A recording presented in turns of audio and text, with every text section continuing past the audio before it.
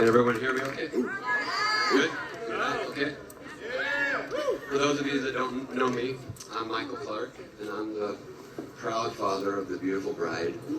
And today I also get to say that I'm the proud father-in-law of the handsome groom. And on behalf of my bride, Tracy, and Nick's parents, Tony and Buffy, I'd like to welcome all of you and say thank you so much for joining us this evening, helping us on this very special day, make it even more special for the newlyweds. Now, tradition says that the father of the bride gives a few words of wisdom and then a toast, but I only have one daughter. She's pretty special. I think she deserves more than just a few words, so bear with me here. I don't like public speaking, but I'll try to get through this. I've got 3 promises. I promise not to embarrass Abby. I promise not to ramble too long. And I promise not to get too emotional. I shed a lot of tears thinking about what I was going to say today, practicing several times. I shed a few more earlier watching that beautiful ceremony, and I shed even more when Abby kept sending me the bills for this wedding. So I'd like to start off by welcoming Nick to our family. Nick, you're a man of high moral character. You're kind, you're compassionate, you're considerate, hold on a second. Abby gave me a list that I'm supposed to read off. No, in all honesty, you have all the traits of the kind of man that Tracy and I prayed that someday Abby would meet and marry. And when we met your family, it was pretty clear where most of those traits came from. So the first raise of my glass this evening is to the Panino and the Kilbase families, especially Tony and Buffy. In addition to raising this fine young man, you've already graciously accepted Abby into your family, and for that Tracy and I are eternally grateful. We promise to treat Nick like a son just the same way you treat Abby like a daughter. So thank you very much. Thank you. So Abby,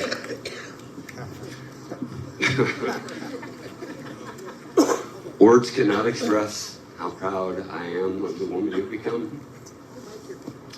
You're everything that a father could ask for in a daughter.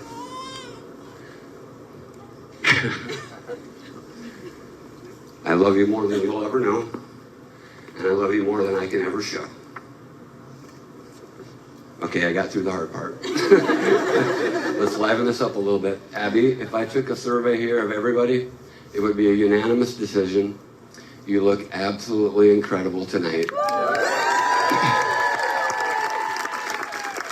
Simply stunning in that dress, agree? Yes? Yes? But those of you that know Abby well know that it's more than her external beauty. It's her internal beauty, her passion, her personality that makes her so darn special. So, if we have people here that don't know Abby very well, or any wedding crashers that don't know her at all, let me tell you just a little bit about Abby. She's a perfect mix of brains and beauty. She's always an honor student. She graduated college in 3 years. Somebody once famous, I'm not sure if I get the quote right yet. Let's see if I can get it right. She's beautiful, but she doesn't know she's beautiful, and that's what makes her beautiful. That's a little inside joke. She's outgoing, she's organized, she's the life of the party. In fact, not only is she the life of the party, she's probably the one that planned the party and organized everything. She's adventurous, spending a couple of years in France and then a year in Spain. And shout out to our international table, wherever they are, for coming. Let's have here for them. So, the person I've described sounds a lot like the lead woman character in one of those Hallmark movies that you watch. They're cheesy, where the female character just seems too good to be true, and everything seems to just work out perfectly for her. And that kind of happened with the romance, as we heard earlier. So she meets Nick, small town, handsome fireman, just like the Hallmark movie. And we find out that he can even get better because he was a former elementary school teacher. So let's make him even more perfect, right? And the two fall in love and romance, and here we are today celebrating, and we all got to witness their first kiss, just like the TV shows, right? Yeah, first one? No. Anyway, we kind of kid about how it's a Hallmark movie for Abby, but anytime there's a really good movie, a lot of times people will say, well, if you like the movie, you're really going to love the book. So if you read the Hallmark version book of Abby's life instead of just the movie, you see a lot more depth in the history and why she is who she is. And in the first chapter of the book, we see right away she's been surrounded by a lot of incredibly strong women in her life. None so much as her mother, Tracy. In addition to giving Abby clearly her genetic good looks, talent, smarts, all the things that I couldn't provide for her.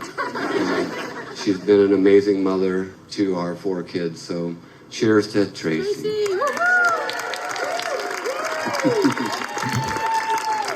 And in the second chapter of this book, we find out that all those beautiful things about Abby aren't the result of Hallmark movie magic. They are all the hard work, dedication, time commitment, struggles, things that she put in to be a great golfer, great musician, wonderful public speaker, unlike her father. In fact, many of you won't know this, even the people that know her pretty well, but Abby won an Arizona high school state speech contest, which is great, but it's even more impressive when you find out that she was in 8th grade when she won it. Yeah. Right.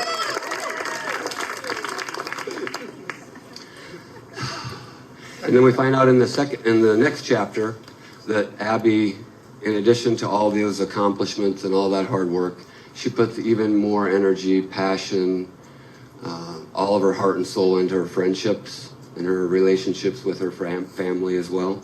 And that's what truly makes her special, more than any of her accomplishments, just how she treats people and the kind of person that she is.